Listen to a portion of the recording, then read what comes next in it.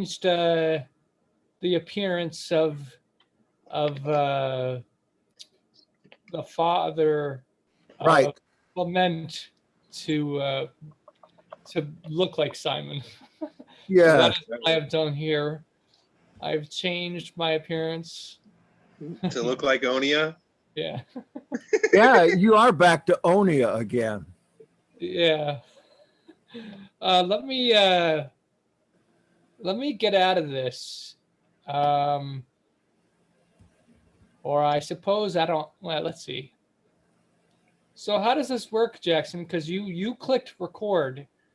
Yeah. But we're both using your account. So That's okay. As long as it records, it's recording. okay. So when it records, does it do it to a cloud base then? It's not like a local recording? I record it locally. You can record to the cloud, but you only have like 2 gigs or less, Okay. maybe 1 That gig. adds up real quick. Yeah. I tried it once, and when I got up there, it was too big, and they wouldn't let me have it. That's a bummer. Hi, Laura. Jeremiah's on. Emerson Moe. Great. Let me get some questions if you don't have some already. I'm sorry I was late. I was on the phone, lost track of time.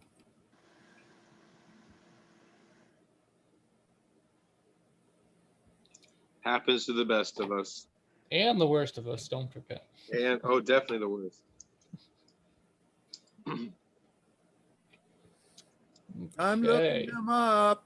My computer has gone slow because I think my internet's something wrong with it. I got one of those extenders,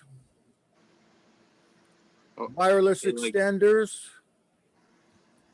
Seems to have helped a little bit. What's Jeremiah was saying DTR2? I don't know what that means. Now, what are these things? When I'm in a hurry, I just kind of lose it. I know what it's like. Hey, so Laura, during this call, basically, we are going to be, Emerson and I, it's still on, I think, for tomorrow, going to be interviewing me.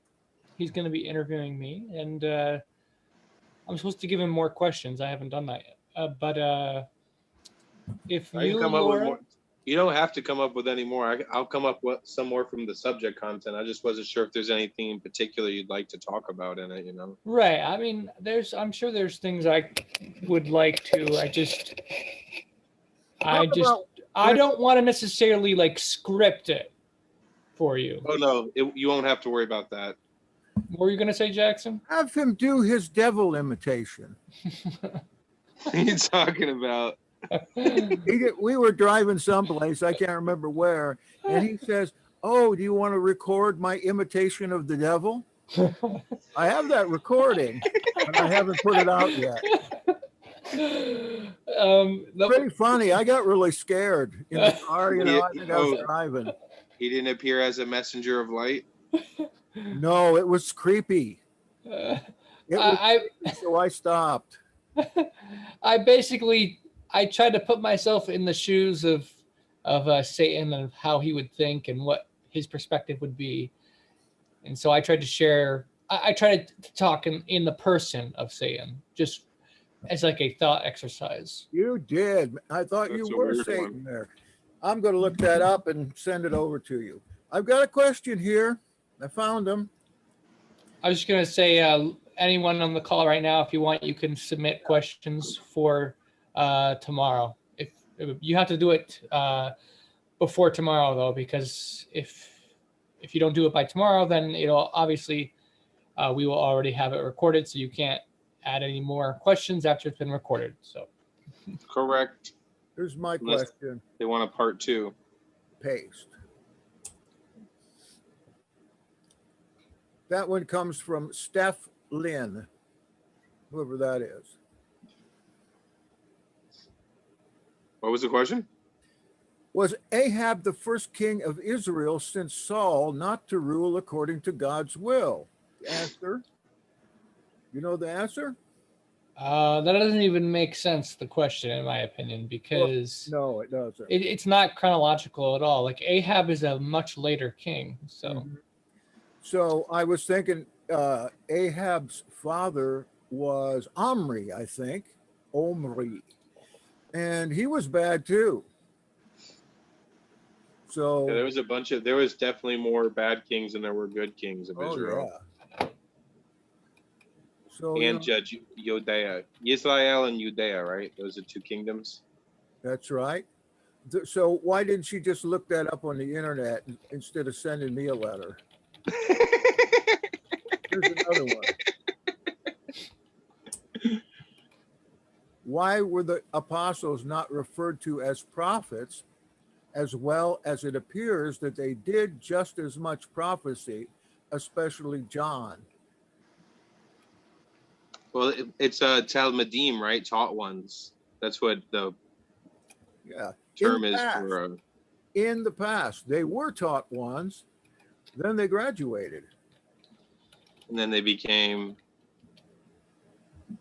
They got a new title after that. Apostle means two things. In the early days, apostle simply meant one sent with a mission. Pempo is another word for sent, but without the mission. So later on in the Messianic history, the apostles became an office.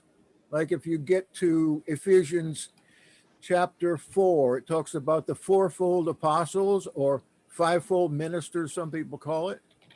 The apostles was a later designation of a particular office, but in the time of the actual disciples, it wasn't.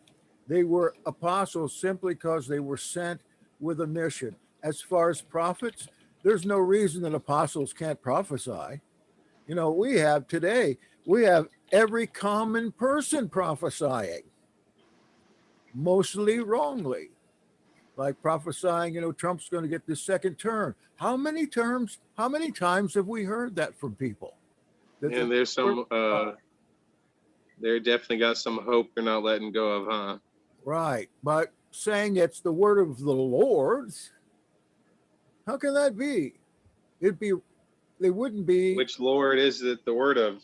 Yeah, exactly. So why wouldn't they prophesy?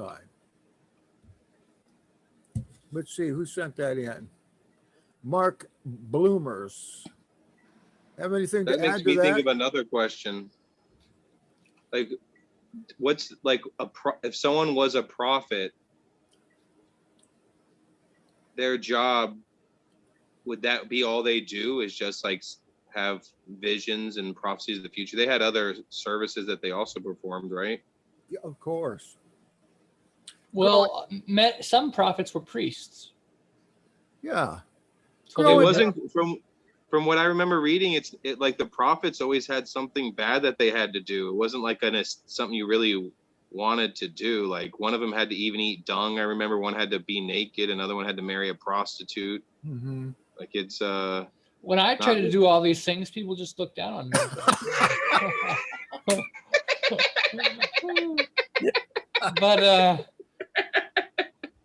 But actually, I do want to emphasize that Ezekiel was not actually commanded to eat dung. That's a common way people remember that story, but it's still considered unclean under the Torah's laws and regulations what he was commanded to do. But he was commanded to use dung as like fuel for cooking. Like he wasn't actually eating it, but use it to cook his food.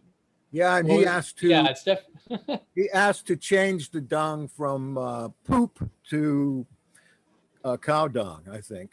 Yeah, so it was still gross, but it was considered clean in the sense that it was a clean animal that it came from. Yeah, we still eat it out here in the sticks. Oh man. We played a game when we were young called Poop Stick. Me and my two brothers, we'd go out into the cow pasture and get us a nice long stick, and then we would take that stick and put it down into sloppy cow dung and sling it at each other. We'd have a war slinging this poop. The thing about it is, when you take it, put it on a stick, and you fling it like that, just the poop comes off. You should try it sometime. You know, when I'm about to do these question and answers things, like I definitely do not anticipate these type of topics. But You never know what to expect, man. That's what's fun with the Q&As, right? yeah. Try this one. Diego Velasco. How many watchers are in the book of Enoch? I was gonna share my answer for the prophecy thing, and then we'll go to that one. So there's a few interesting passages where it says, okay, so 1 Samuel 9:9, it says, before time in Israel, when a man went to inquire of God, thus he spake, come and let us go to the seer. For the one who is now called a prophet was before time called a seer. So here it says that in the past, prophets weren't called prophets, they were called seers. That's what 1 Samuel seems to say, right? But then you have in 2 Kings, Isaiah, 3 passages where the verses, it makes a distinction between prophet and seer, as if to say prophets and seers are not necessarily the same thing. So 2 Kings 17:13, it says, yet the Lord testified against Israel and against Judah by all the prophets and all the seers, saying, let me check the Hebrew to make sure it says, make sure it says and there, because I added and. Let me see if it says it. No, it doesn't. So it's possible it's saying the same thing, like as a gloss. So all the prophets, all the seers. But of course, manuscripts of the Bible often will add the word and in some manuscripts and not others. Let's see here. Isaiah 29:10, it says, for the Lord hath poured out upon the spirit of deep sleep, upon you the spirit of deep sleep, and hath closed your eyes, the prophets and your rulers, the seers hath he covered. And Isaiah 30:10, which say to the seers, see not, and to the prophets, prophesy not unto us right things, speak unto us smooth things, prophesy deceits. So the way I see this is I understand prophecy to be something different than seeing. And so John and the apostles, perhaps they were more seers in the sense that they saw visions, but they weren't necessarily prophets in that they didn't speak as prophets. So, if you have a dream, does that make you a prophet? Abraham and Noah had dreams. It says Abraham actually had a dream, a prophetic dream that told him in advance that this is in the Genesis Apocryphon. He was commanded in this dream, well, not really commanded. He just saw a dream where it was like a special tree and some twigs or something. I forget the exact extent of the dream. But then he woke up and he realized that the interpretation of the dream was that he was supposed to say about Sarah that she was his sister, and that through that he would be saved from death, and that this was actually a dream from God to help him do the right thing in this circumstance. A lot of people believe in that story that Abraham lacked faith because he lied and said his wife was actually his sister, when the truth is she was his sister, and this was actually a dream telling him what he should do. And so rather than it being a condemnation of what he did and a lack of faith, it was a showing of faith. And then That's interesting. Also in Genesis Apocryphon, Noah had a dream, prophetic dream, and in this dream he found out what Ham had done to him, and he found out in this dream that Canaan was going to steal the land of Shem, and Noah saw a prophecy of the future history of his posterity. So this is all talked about in Genesis Apocryphon, that was a dream. And Abraham, Isaac, and Jacob actually saw God himself. They actually talked with him.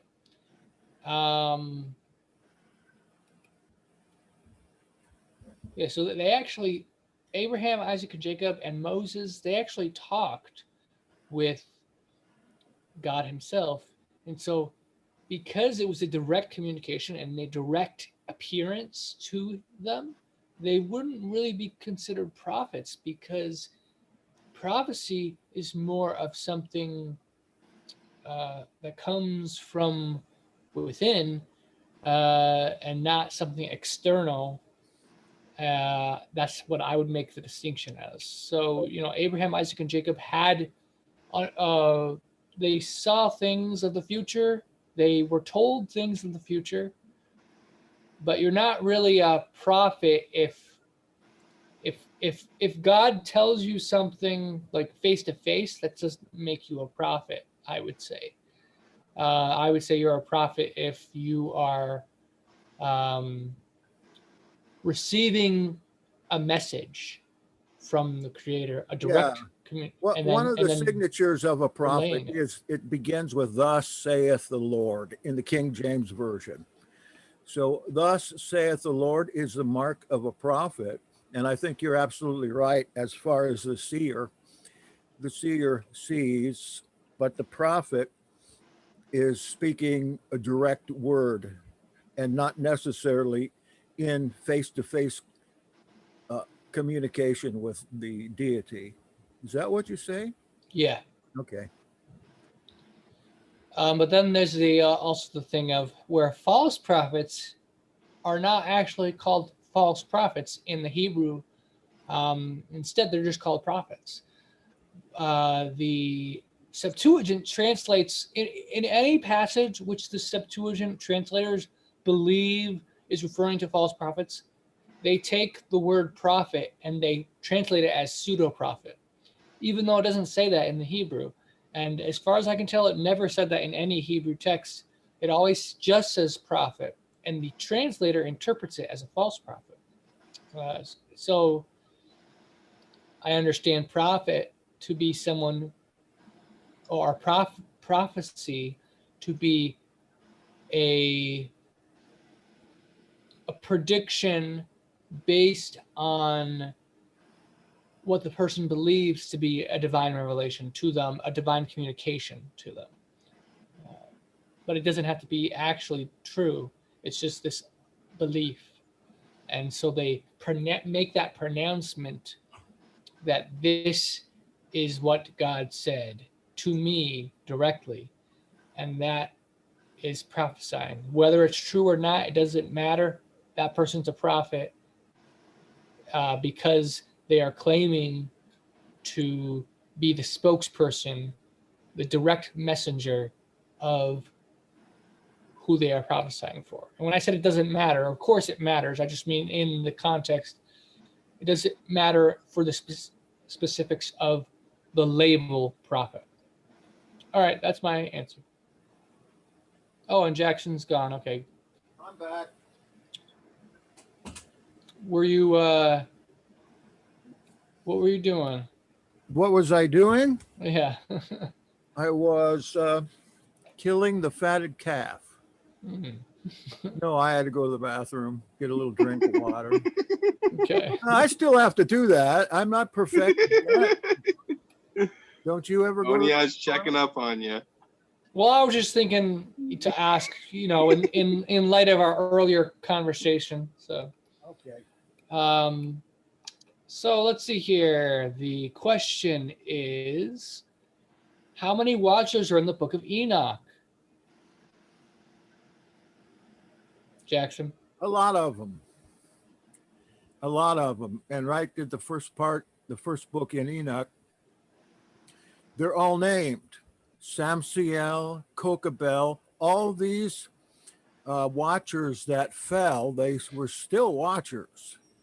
So if you go to the beginning of the book of Enoch, in my edition anyway, I name them all and I let you know what each name means.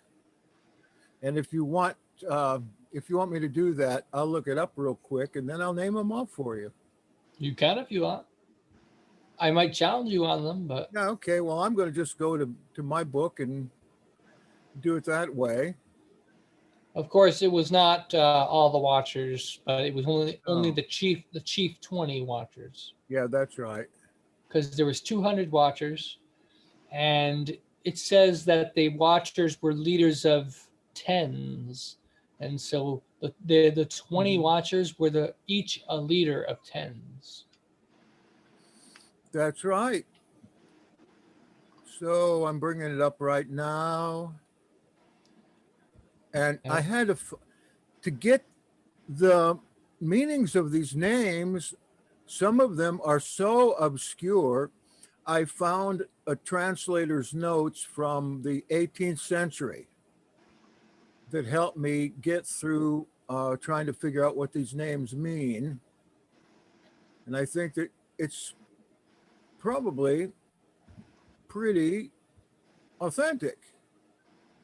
Well, Semyaza, for one. Definition, the name of rebellion, Shem Azah. Or if you look at that, it also means my name, Azazel. Shemi Azah. My name, Azazel. So I was thinking that maybe these two watchers are the same, even though they're divided as two different ones. They both really have cognate names. Where did you get these explanations? Did you make them up, or did you also No. find them? That one, I just saw it. Shemi, my name, Azazel. So let me see. I found some in Isaac's list of Nephilim, which you can find in Charlesworth in the Jewish Pseudepigrapha, and also in D.A. de Sola, proper names, etc., occurring in the Book of Enoch, a very obscure book, 1852. So I have Arakeb. Arakeb means arranger or contender. Ramiel, El's exalted. Tamel, El's perfection. Ramel, El's height. Donel, El's judge. Ezekiel, El's strength. Berechiel, El's lightning. Azel, El's destroyer. Armoros, the deception. Batarel, El's follower.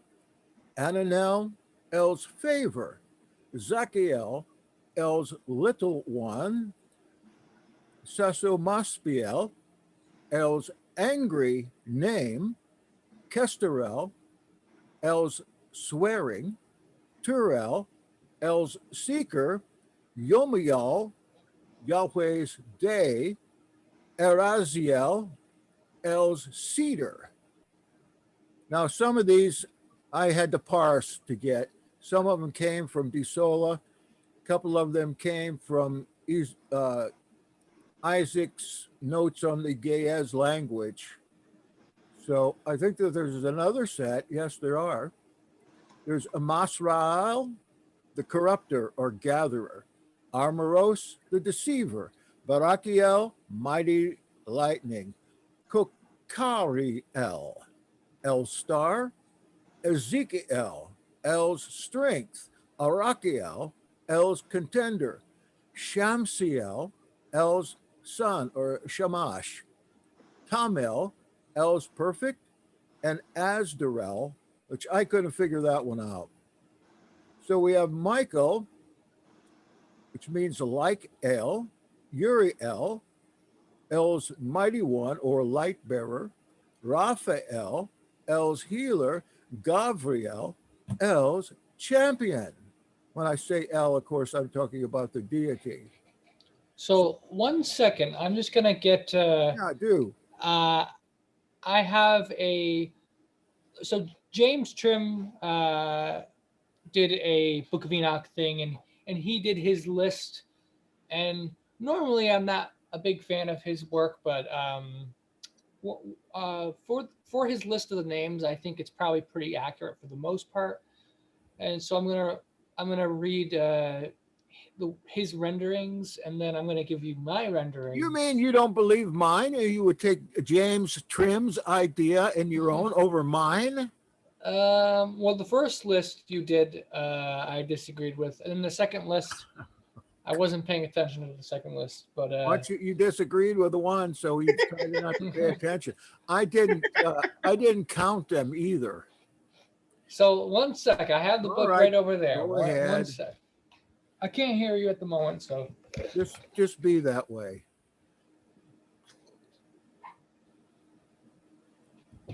Besides, I'm still working on my sermon for tomorrow morning. I invite you to come at 11 a.m. Eastern Time. Going to be talking about free speech and the sons of the devil from Matthew 27 and 11. See, I'm taking a little time here, and I'm putting in a little bit of an advertisement. And don't forget, if you have nothing to do Sunday night at 9 o'clock, we're going to have a fun and games night. We're going to try to get to know each other better with questions and games. So you're invited to come. And then Saturday night, we're doing the Shabbat night. We're doing, for the evening of the, tomorrow we're doing the get together with Onia. Oh, good. Well, I have a calendar now for everybody, which all I need to do is get the rest of your emails and put on there, and you'll get an invitation to that calendar. So tomorrow night, what time? 9 o'clock? Because I want to put that on my calendar. Yeah, 9 o'clock. Okay. yeah. So 1 second here. That's the 6th. This is the, wait a minute. This is the 7th. It's a Saturday. No, wait a minute. What am I looking at?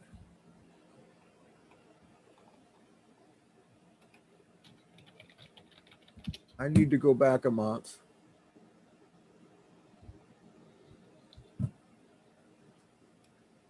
Jackson's losing it. I am losing it. Did you find your text yet? No, unfortunately, I did Oh, here we not. go. But let me see here.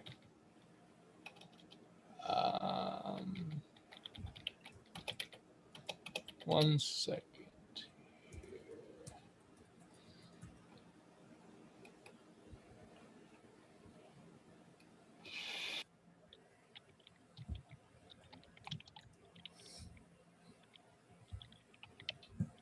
And you're going to interview him, right?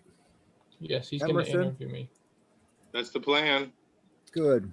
We're going to ask him a bunch of questions, get him chatting up about the Dead Sea Scrolls and the Dead Sea Scroll religion, and a little bit about himself and what he's doing with the Essene movement. I'm just going to look again very quickly. Jackson, why don't you go to another question that All right. is there any question that particularly suits you? Like, that's something that you love to talk about that I might not like to talk about? I don't know. Like how Paul was evil, or, one of those things. I don't think Paul was evil. Or Josephus was Paul or something, or whatever you're. Nobody wants to know about that stuff, about Paul and his secular life. I don't think anybody knows that better than I do. I've dug and dug and dug into Paul's secular life outside of the Bible. You know, you're reading his authentic letters, 1st and 2nd Corinthians, Romans, Philippians, 1st Thessalonians, and Philemon. Those are, and Galatians. Those are all his real letters with some interpolations. The 6 other books, the pastoral epistles, were written later by someone else in Paul's name. It's really pretty easy to tell that because they're just so different. Galatians, Ephesians, 1st, 2nd Timothy, Titus, they're so different in their theology, but that doesn't mean they're not valuable. They're still valuable. And you know that part about in where is it? Corinthians, 1 Corinthians, about women and their hair and head coverings. That whole section, I find, is an interpolation. If you take that out of there and those other books away from Paul, then we find no fault in him. The stuff that is so controversial, he didn't write in the first place. That is according to the scholars of the Jesus Seminar, who can be trusted in things like this because they're the top guys. And so I'm reading the authentic words of Paul now from a book, The Authentic Letters of Paul, which if you're a Paul hater, and you should be in a way, because those there are some very controversial things in those books, as I said, then with this book you can read in chronological order what he actually says and what he actually does. And it seems to me, as I'm going through all that controversial stuff, are interpolations, stuff that people have put in there later on. See, Paul's letters didn't really come together until about 140 AD, which is about 100 years after he wrote them.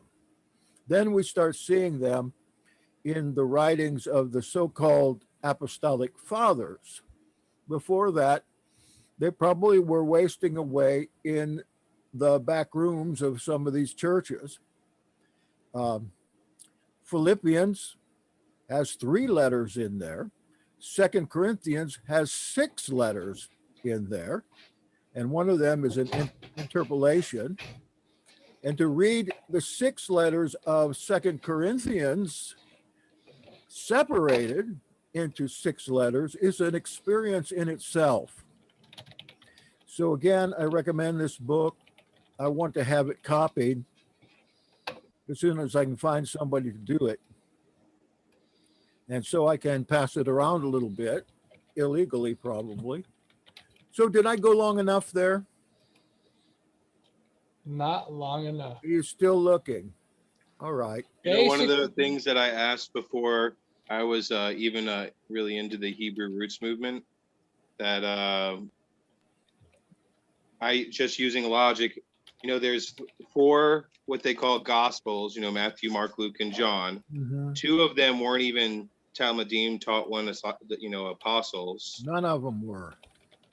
Well, if you say that, then that was one of my questions. Like, okay, if we found, let's say 2 of them were, and then there's 10 more that wrote some sort of letters about, you know, how Messiah was. Like, if it was discovered and unearthed to this day, like when I was a Baptist at the time, I was like, you know, would they hold those books in esteem? And of course not, they wouldn't, because, you know, they think that, you know, at least when I was going there, they had us believing that, you know, there's only 64 books of the Bible and it's perfect, and you don't need anyone that adds to the Bible or takes away is going to have their name taken out of the book of life. They use that last verse of the Revelation to count to the Bible. But then, you know, I learned about how the 1611 King James Bible actually had the Apocrypha in it. Yep. Well, yeah, they claim Right there, 66 books. Now, what kind of a number is that for a holy number? Yeah, and then the Ethiopian, I found out they have like 81, I believe, or 82, something like that. I think they should get rid of the whole canon idea because of the people who put those together. I don't think they were inspired by Elohim at all.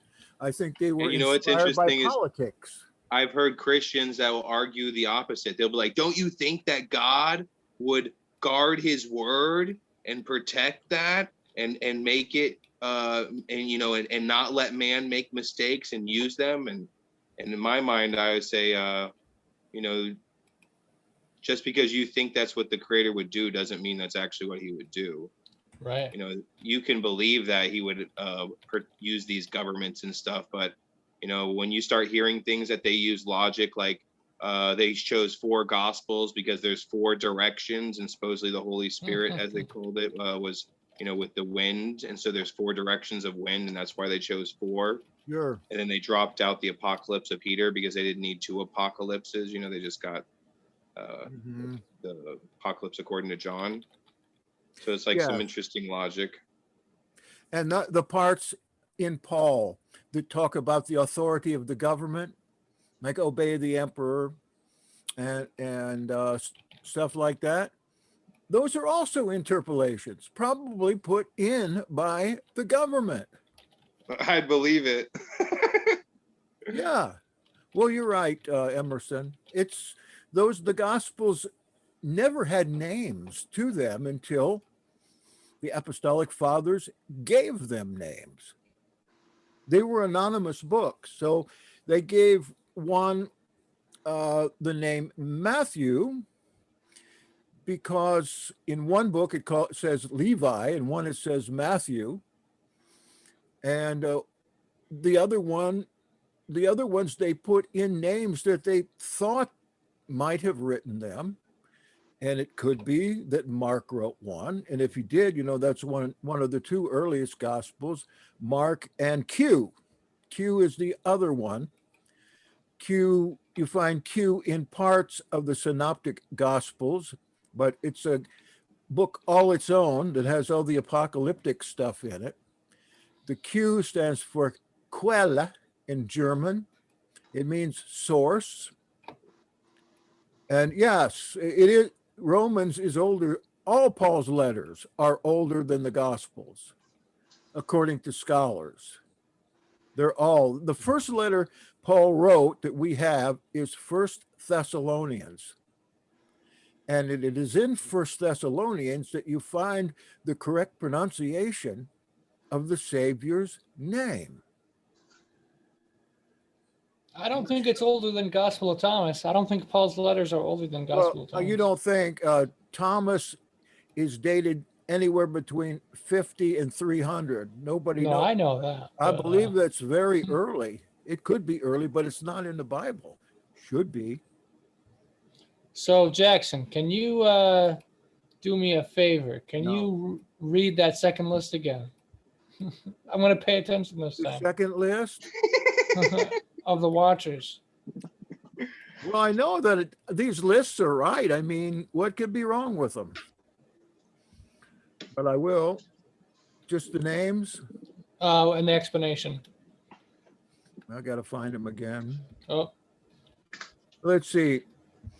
Amasras taught cursing, root cutting. Armoros, curse lifting. Barakiel taught star signs. Kukarel,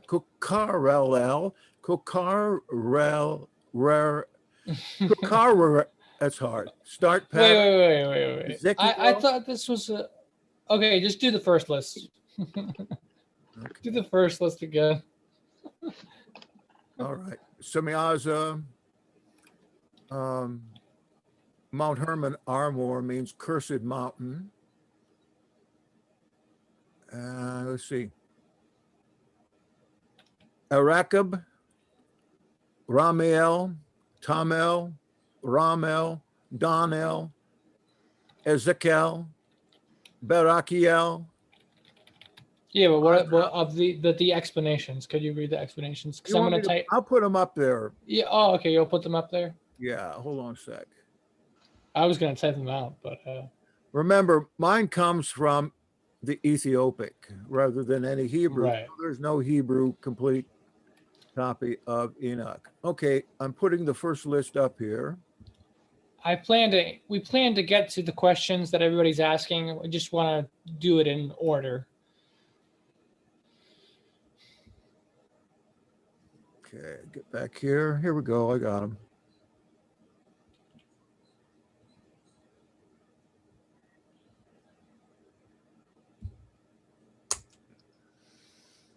Okay.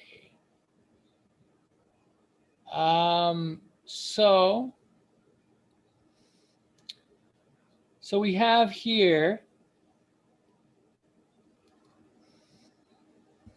Ramal is rendered here in Jackson's list as El's exalted, or God's exalted, the exalted of God. So basically, I believe instead it should say exalted God, and Tamel, El's perfection or perfection of God, I think instead should be the God of perfection. And then Ramal, instead of El's height or height of God, it would be the God of heights. And then Danal would be the God of judgment, the judge God. Pretty close. The strength God would be Ezekiel.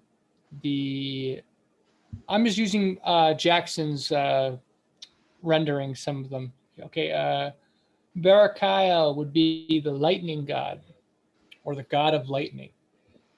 And then there's Ananel. I think that's actually the cloud one.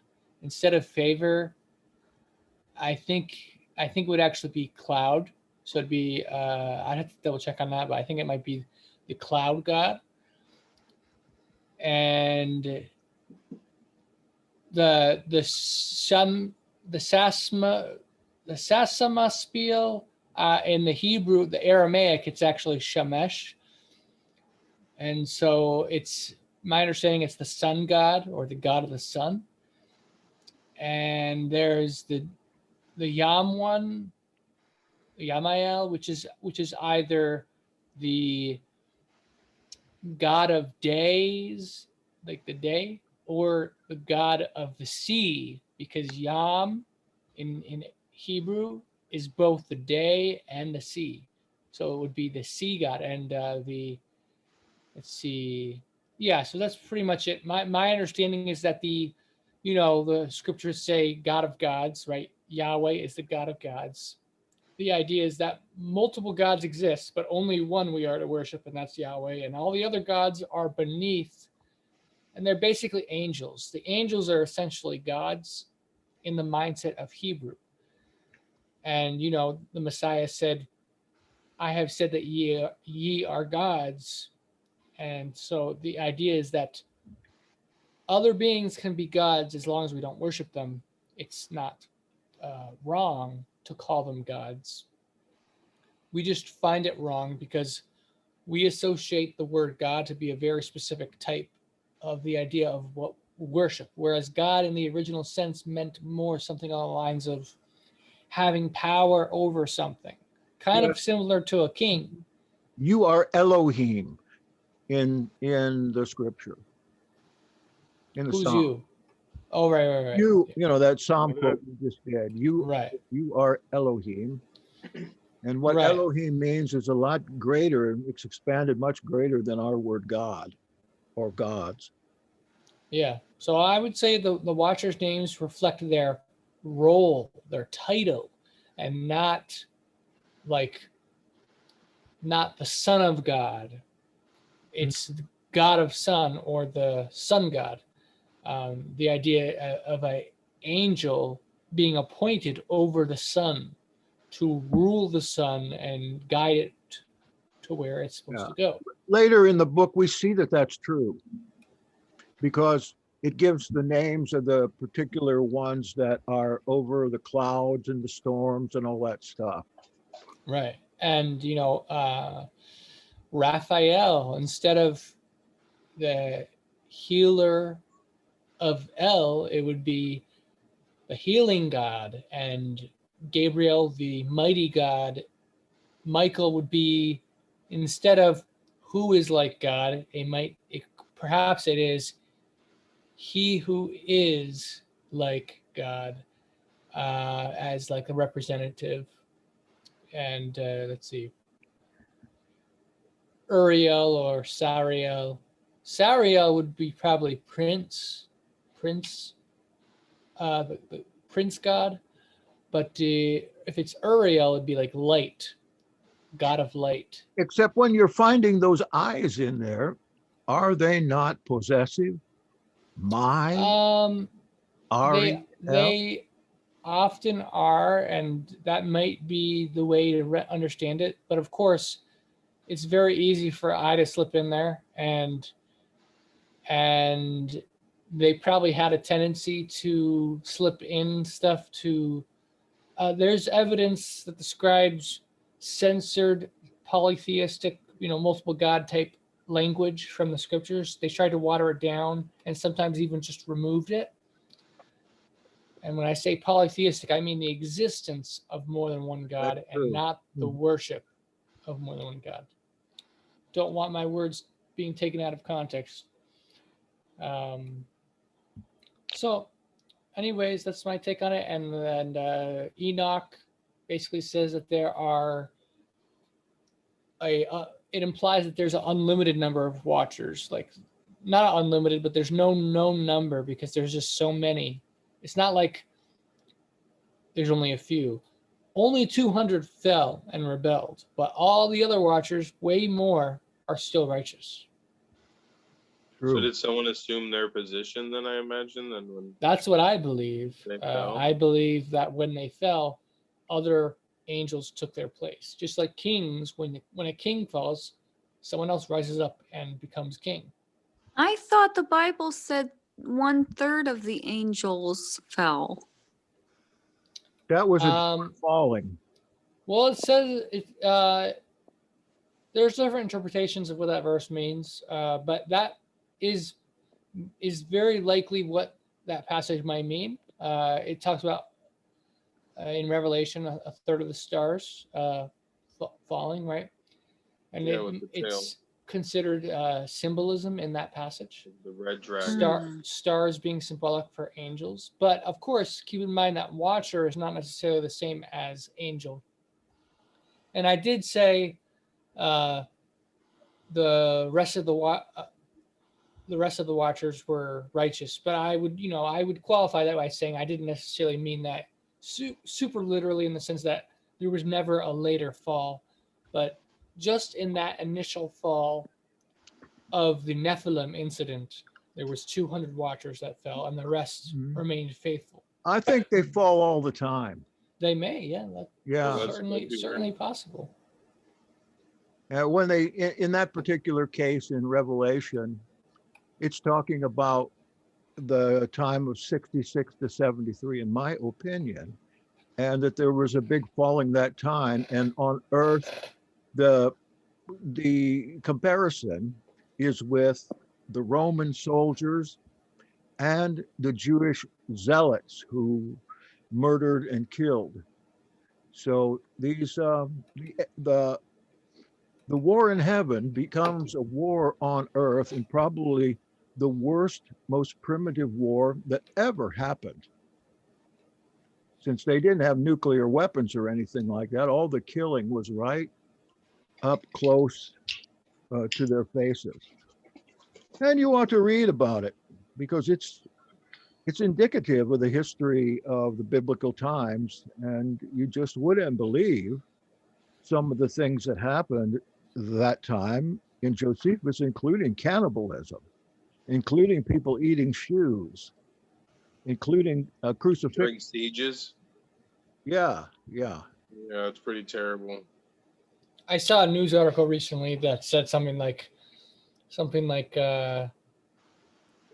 guy who said he would eat his shoe if Trump doesn't get reelected still refuses to eat his shoe or something like that.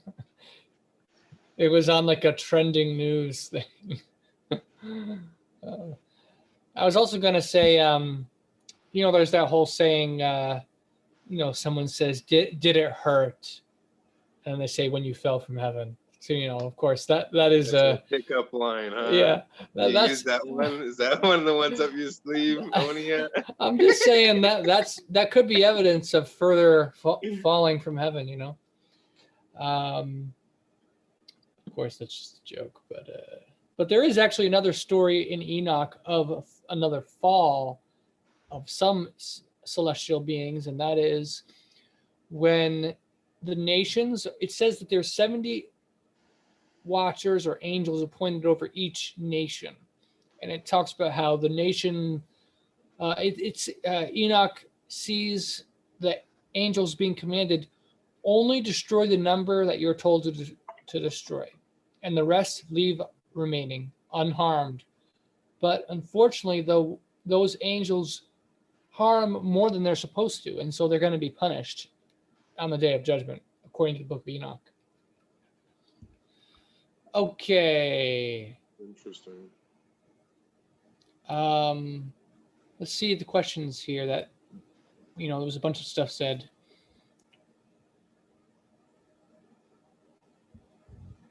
Do we want to even talk about the Daniel one? I'm not really. Well, there's two that came down to Daniel. There's an angel there, and also, if you believe the extra passages in Daniel, the extra books there, Habakkuk also ended up there, having been suspended by his hair over the lion's den. Remember that story? Yep. Habakkuk's Good out story. in the field fixing some food for the workers in the field, and Elohim comes to him and say, take some to Daniel. He's hungry. And Habakkuk says, no, I'm not going in there. And Elohim asks again. He says no, and then he's taken up by the hair and put down in the lion's den, suspended over the lion's den, where he gives a bowl of this pottage he was making to Daniel. Then he's whisked back to the field where he's feeding people. But legend has it that because of that, his hair all fell out. So when you see a picture concocted of Habakkuk, he's always bald, because having had Elohim grab and carry him by the hair, that burned his hair out. That is in one of the extra Greek passages of Daniel. Which one is it? Bel and the Dragon? Okay, so Daniel and the lion's den. I'm looking at the passage here, and it tells us that I look at the passage of Daniel chapter 10, and we see that a angel says, the prince of the kingdom of Persia withstood me 21 days. And behold, Michael, one of the chief princes, came to help me, for I had been left alone there with the kings of Persia. Now I have come to make you understand, blah, blah, blah. So it doesn't actually say the name of the angel there, but it's evident that it's not Michael because it's talking about Michael. It says, Michael came to help me. So clearly that's not Michael who appeared. Maybe it's the hair god. No. How do you say hair in Hebrew? Hair. Hair? Se'er or something? The Erel. Sariel, that's the hair god. No. All right, but I put up here in the chat the books of Enoch, 1, 2, 3, 4, 5, and maybe 6. So you can take a look at that. That's the reason why they say Enoch was not originally written by Enoch. Of course it wasn't. I mean, that would go back to 1,000 years after creation. or a little less than that. Anyway, What's the Marot and Mashalim supposed to be? the epistles, I don't know. I forgot. I'm sorry. I have forgotten. Let me see if I have them in the glossary. The Mashalim of the Ben Adam. Mashalim is like parables. Okay, parables. And let's see if I got Marot here.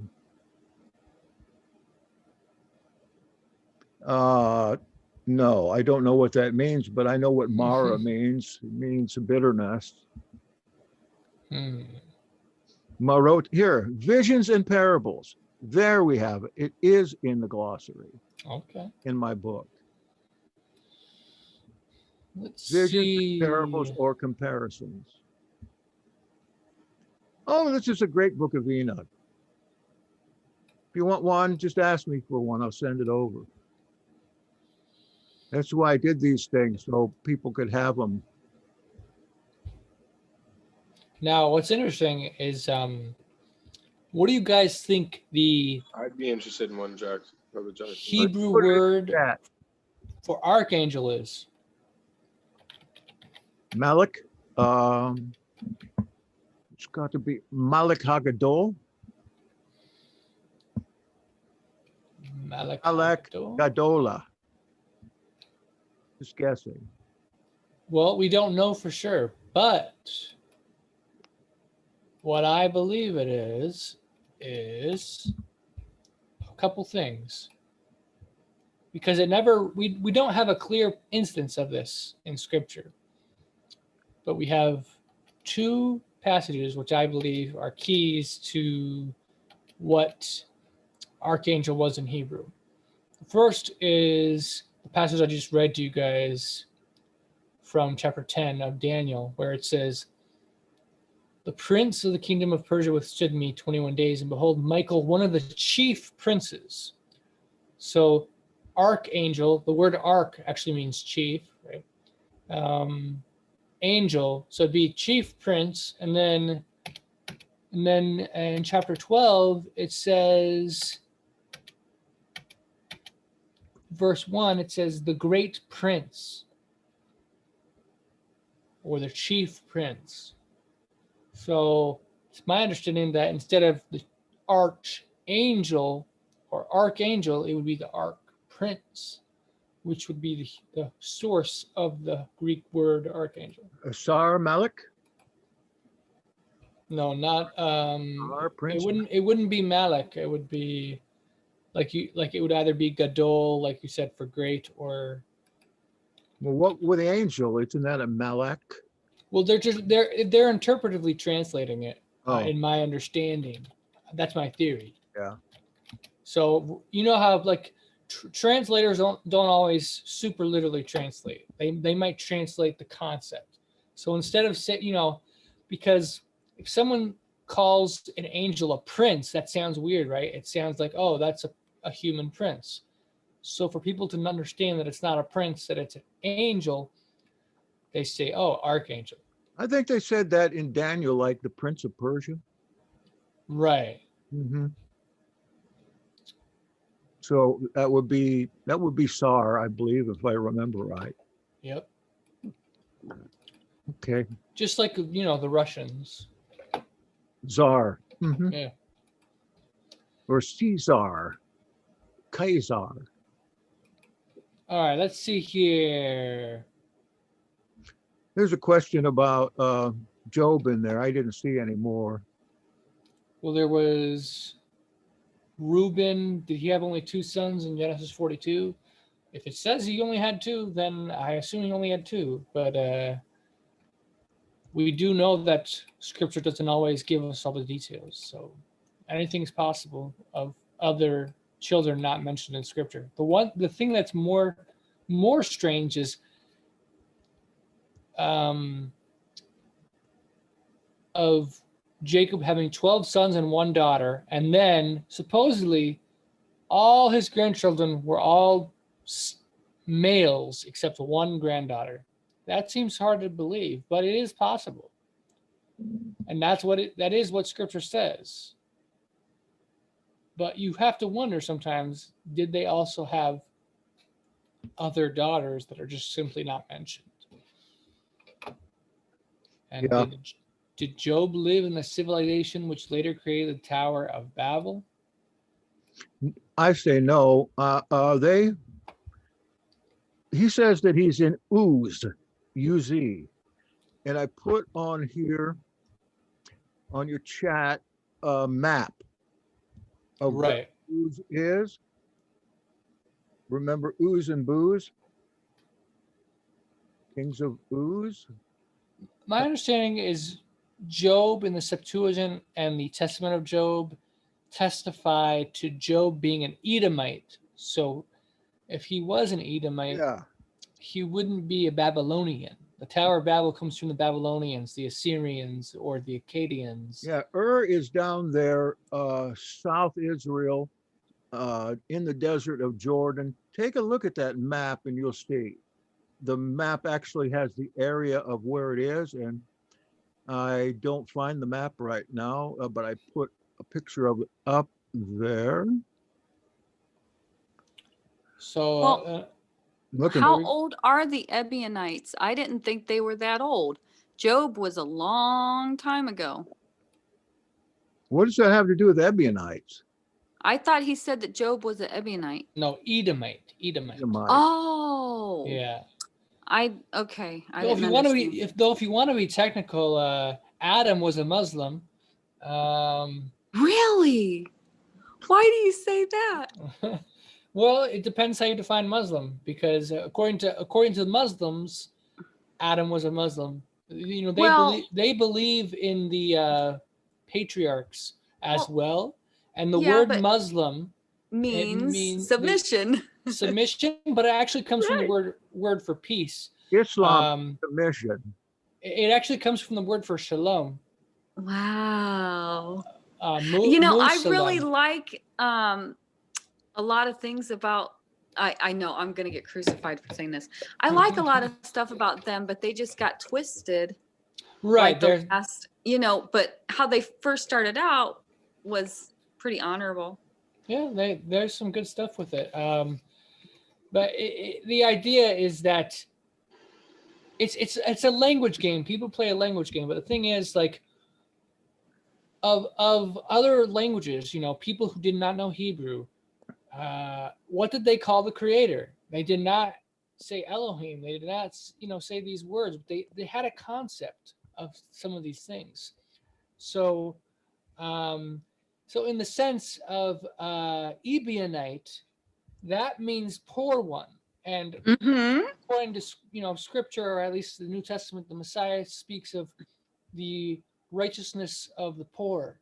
Yes. And in Mark, he said, "Blessed are you poor, you will inherit the kingdom." And I always quote that to people, and they're like, "No, that was just a mistranslation. It's supposed to say poor in spirit. It's not what it says." But Job wasn't poor. Job was rich. Job had a lot. Job did become poor, but for a very short time.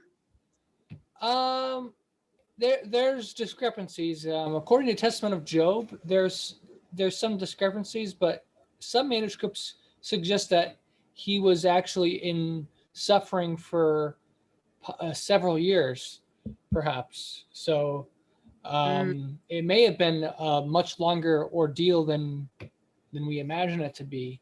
But something to keep in mind, I've tried to say this before. Abraham, one of the things I've said to my dad, where I've tried to talk about how the New Testament speaks of being poor as important for salvation purposes of obedience. And he always brings up someone like Abraham, or some of the righteous we know are righteous, but who were by our accounts rich. But I would say, if you look at Abraham, you have to consider that, was he really rich? Because what does rich mean? And so Abraham had to, he had all his family, right? But he also had many, many servants. He also had lots and lots of animals. So the amount of money you would need every year Mhm. just to feed and provide everything that all your people and animals need Mhm. would be millions of dollars in today's money. So Abraham would need to have millions of dollars just for his people to have enough to live. That's not extravagance or anything. And he's Right. not going to see Pharaoh Akhenaten if he has nothing. He'd never get an appointment. He had to have something to Well, get. he denied the riches. He was going to receive riches from the Pharaoh, and he said, He "No, Who, didn't need any. do not give me riches." He didn't who want to. did? He didn't want to be rich. Who said that? What was it? Who said that? That he denied the riches? Yeah. I thought it Who- said that in Genesis. No, who denied the riches? Oh, Abraham. He did. Oh, wow. Yeah, and then he said, "Only give me the only give me what belongs to us," or something like along those Wow. lines. And Yeah, then because he- I was reading the what's that one that's the apostles, the Didache or whatever, however you say it. the Didache or Yes. And it said that if you receive something and you need it, it's good. But if you receive something and you didn't need it, then it's bad. And I have people give me stuff all the time I don't need. Send it over to me. I'll sell it. Well, I don't want to be rude, but right. I do all the time. What am I supposed to say? I don't want Well, I it? would say not necessarily need it, because need is a very funny word, because if you think about it on a technical basis, do we really need almost anything? We could get No. by with barely anything, but I think it's more of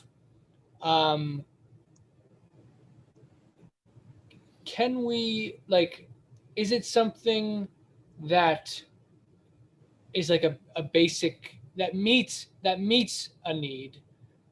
Not necessarily. When I say a need, it's like, you need food, but it doesn't matter what type of food it is, and I don't think it's intended for you to be like, okay, you have to have this many bites, and if you have one bite more than you're not supposed to, that's wrong.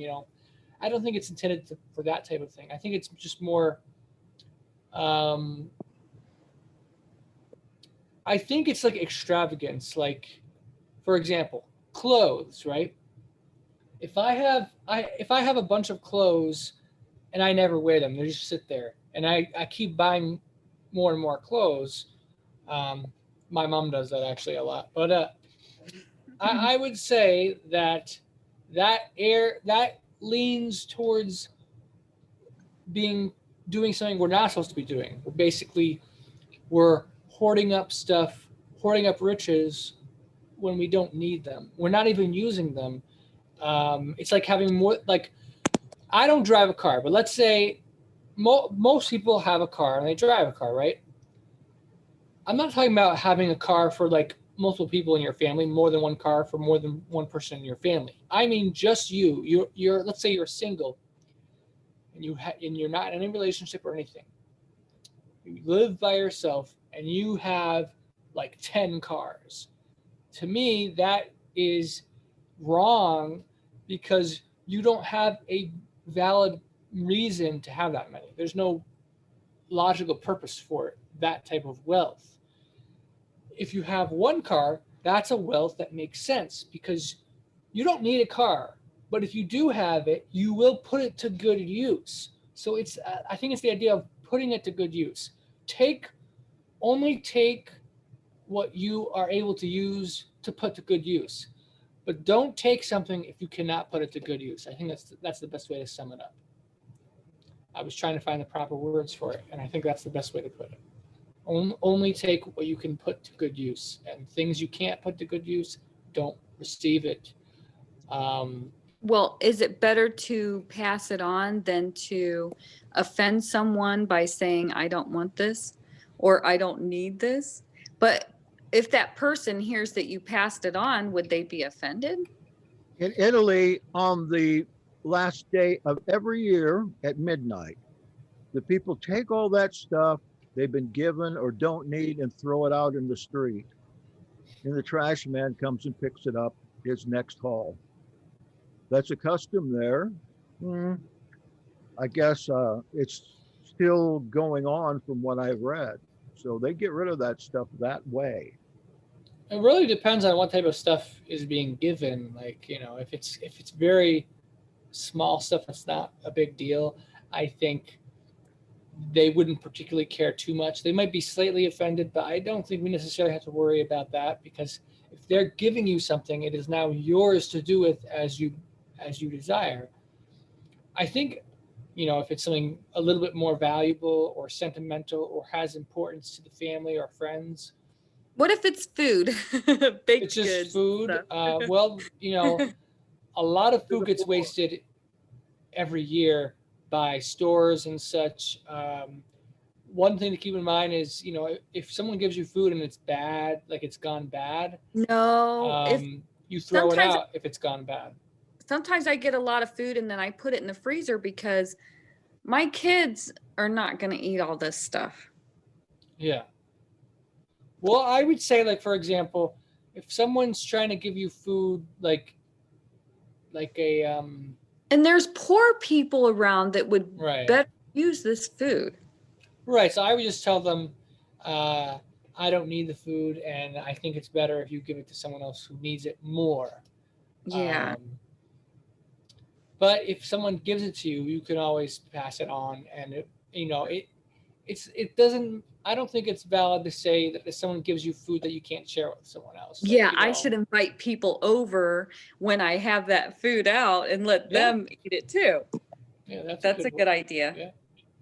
Now, Sophia asked this question.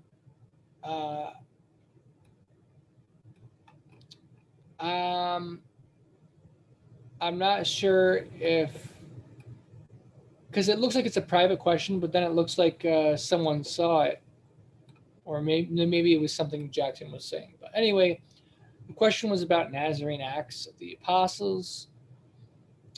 Is it a good apologetics teaching tool? If I'm understanding what I'm reading, it seems to cover a variety of topics relevant to today's believer. Creation versus Big Bang, fate versus providence, astrology, etc. So, is it a good apologetics teaching tool? Well, in my opinion, it's a very good apologetics. Just like the person said, the book just addresses so many things. And there's only a little bit that I wouldn't agree with, but you know, if we could look, if we had a topical index of that book, it's almost like a handbook for solving some of these questions people have, you know, the big overall generic questions. So apologetics in general does not work very well for people who are not open to it at all. Like, you're right. So this is actually even talked about in the Nazarene Acts, where certain people, like, it actually says that if someone is engaged in sin, that like is actively engaged in sin, not like okay, like for example, let's say someone is in an adulterous marriage, or no, let's just say an adult, they're committing adultery, and they're in an adulterous affair. It's not saying that so long as they're in the affair, you can't talk to them about righteousness. What it's saying is, you know, if they're literally in the act of committing adultery, you probably should not be trying to to convince them with apologetics and stuff, because they're not really. If someone is in the heat of sin, they are embedded into the sinful mind frame. Very little is going to get through to them because they're so focused on sin, they won't listen. So I'm not saying you can't tell them to stop sinning, but I'm saying trying to reason through advanced logic and debate and such will not go very far because the person is being led by their emotions heavily.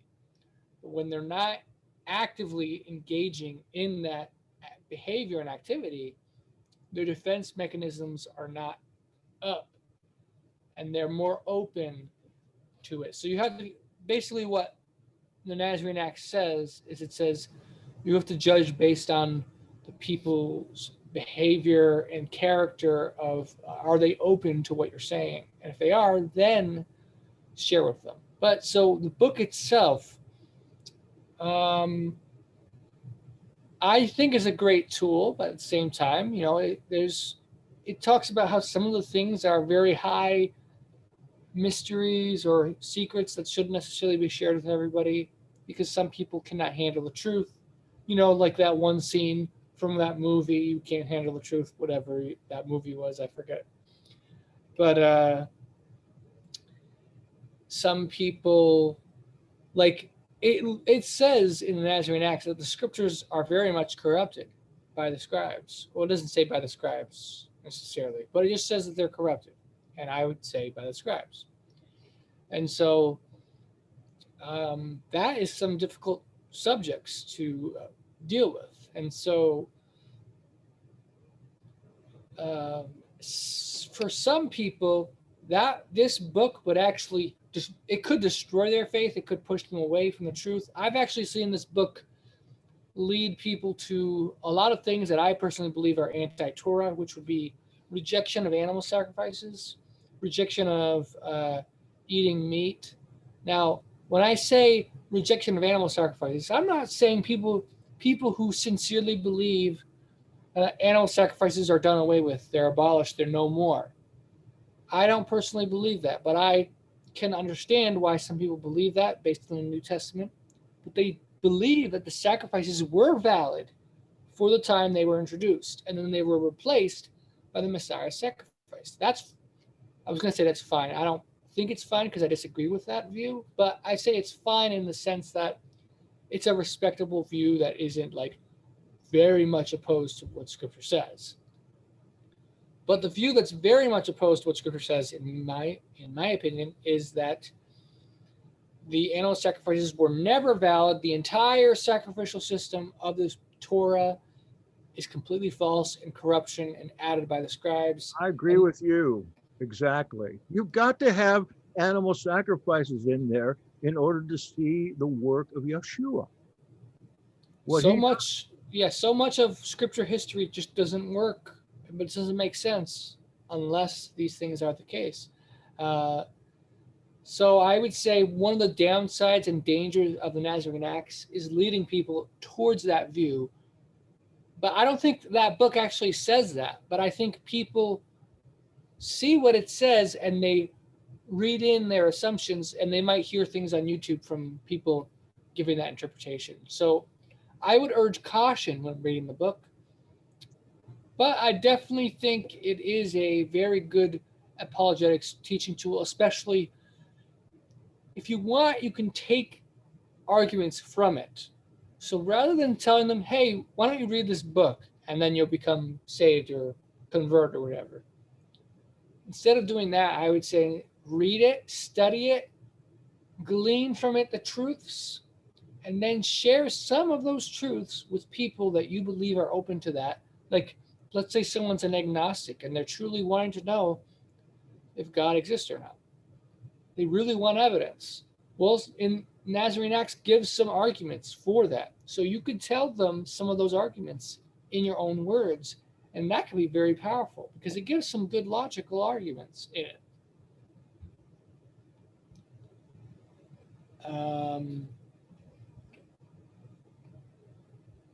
Yeah, good explanation. I agree with you, especially on that part about sacrifices. Necessary at the time, not necessary anymore. Mm-hmm. But who knows when the kingdom is established on earth, if it ever is, and they have to build a temple, then, you know, the Jews are expecting to start sacrificing again, but that would be an abomination. That's why I hope and pray and think that the temple never gets rebuilt. Oh, it will.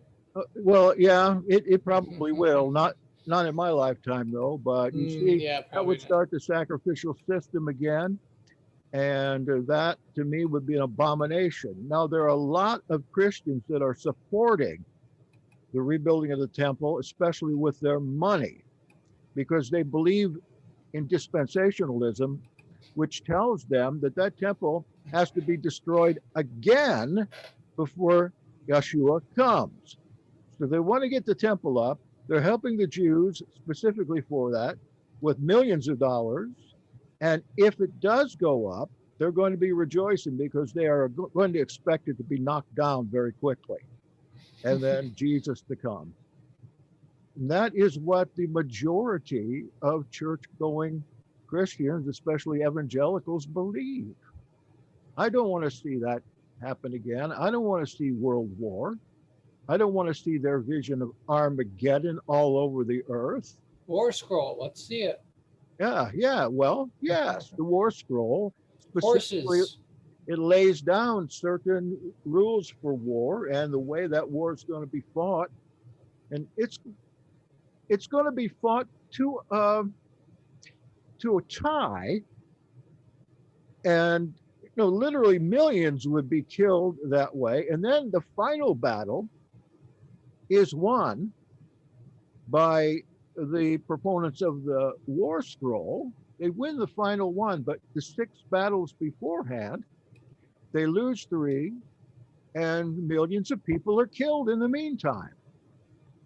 I think that the war scroll, maybe you'll agree with me, if that is in the future, they're going to be using weapons that are more lethal than probably anything we even know about now. When did you say you thought that was going to come to pass, like 2040? No, I was thinking more like 2120, something like that. Imagine in 100 years what kind of weapons they'll have. They'll be able to knock out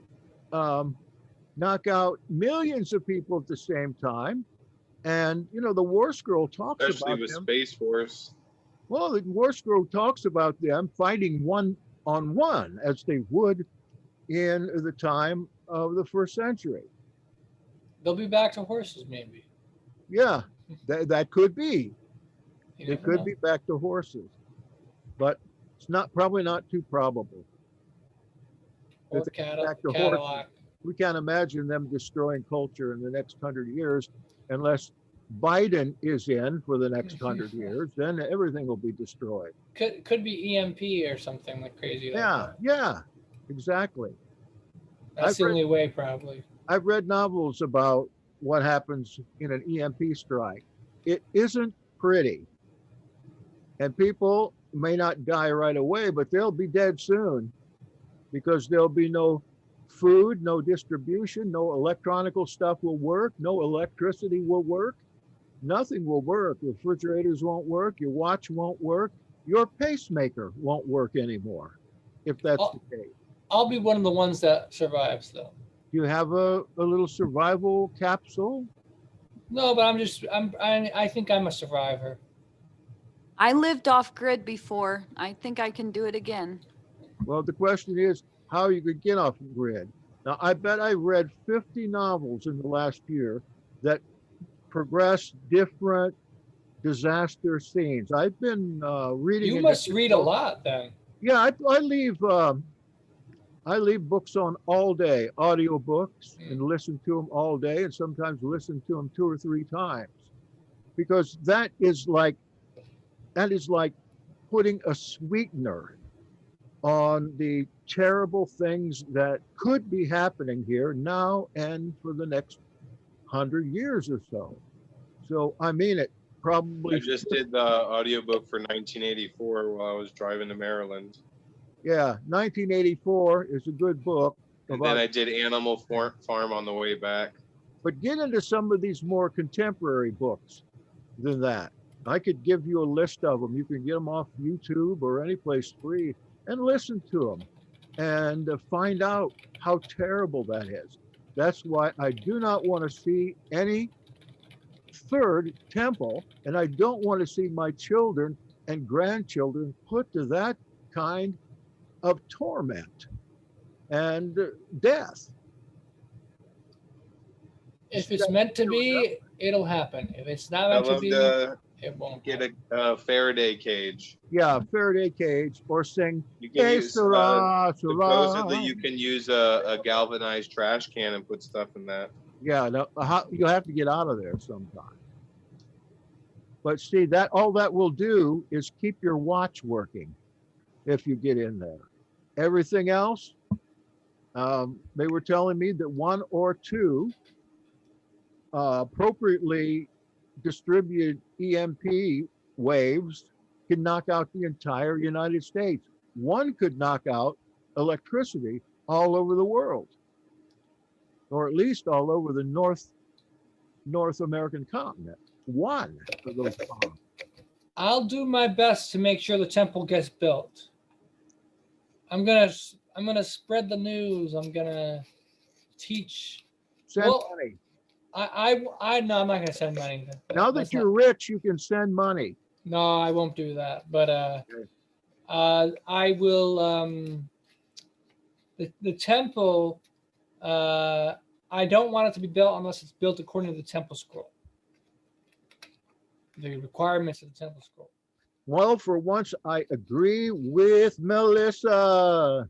Thank you, thank you, thank you. You Hey, know- look at our time. You know what I've said? I've said if I live in my life and like I never have a family, never have kids, and like I don't really have anything to live for here in the United States, I'll go over to Israel. I'll be like some random homeless guy preaching all the time to Israel, saying, "Repent, build the temple, return to Torah, follow the Messiah." That's if my life never actually happens here. But we'll see what happens. I'm open to anything. Okay, check your time. Oh, it's only 9:30. Okay, Can I say one final thing, Jackson? I know the time's you can pretty say much up. anything you want. Just about the Gospel of Thomas, because the question was asked, is it Gnostic? A lot of people said it was Gnostic because it was found in the Nag Hammadi library, and that was a cache of Gnostic documents. And I believe there's very little evidence that the Gospel of Thomas is Gnostic. It seems very much to be an apostolic writing, and I don't see anything weird about the last saying 114. I don't see it as Gnostic. I see it as very much valid. You know why you see it that way? Why is You that? see it that way for the same reason I do, because we've looked into this Gnostic theology, and what it says isn't what it means. I mean, what it says to a regular layman is going to say one thing, but to me and you, Right. it's saying something else. It's saying something profound there that looks like an offense to women, but if they understood that mindset, then they would say, no, this is a perfect saying. But of course, now the scholars are saying 114 is from somewhere else, is an addition. But I don't know. A few say that because they don't like it, but I think the fact, like, it's such a, like, on the one hand, it's offensive to a lot of people, but on the other hand, it's actually like a lifting up. It basically puts women on the same level as men. So a lot of feminists actually, like, some, not a lot, but some feminists might actually look at that verse and actually see it as empowering to women, because in a world of men only, women are put on the same level. So there's different ways to look at it. Okay. Anything else? I think that's pretty much it. I'll just say the remarriage thing's too big of a topic to start here, so we'll have to talk about that Maybe another next time we could do that. That is a big topic. Oh wait, Laura said, Oh yeah, that's gonna have to be in for next week too. Who Alright. are the elect, the saved Israel overcomers? So We can- just save that for next week. We can always go back to this chat and see what we missed. That would be a good idea next time. Okay. Sounds like a plan. Okay, thank you all. Thank you, Brother Onya. Thank you, Emerson, for your help and everybody that's here. We certainly appreciate it. Without these chats, it's sad that we can't post the chats because they're so good, I think. Maybe we could, but we'll put this on up probably tomorrow. And we'll do the interview tomorrow as Oh, well. that'd be great. Okay, interview tomorrow night. That's right. Sunday night is fun and games night. I hope you can come. And tomorrow morning, of course, is a service. However, I'm not done with my message yet. So I'll probably stay up all night doing that while you're sleeping. You know, Shalom, guys. you get the word from Elohim, but it takes a lot of time to manuscript it. And I manuscript everything. All right. wow. Good night, you all. Have a blessed night. Shabbat shalom. See my face one Shalom. time before we Eh.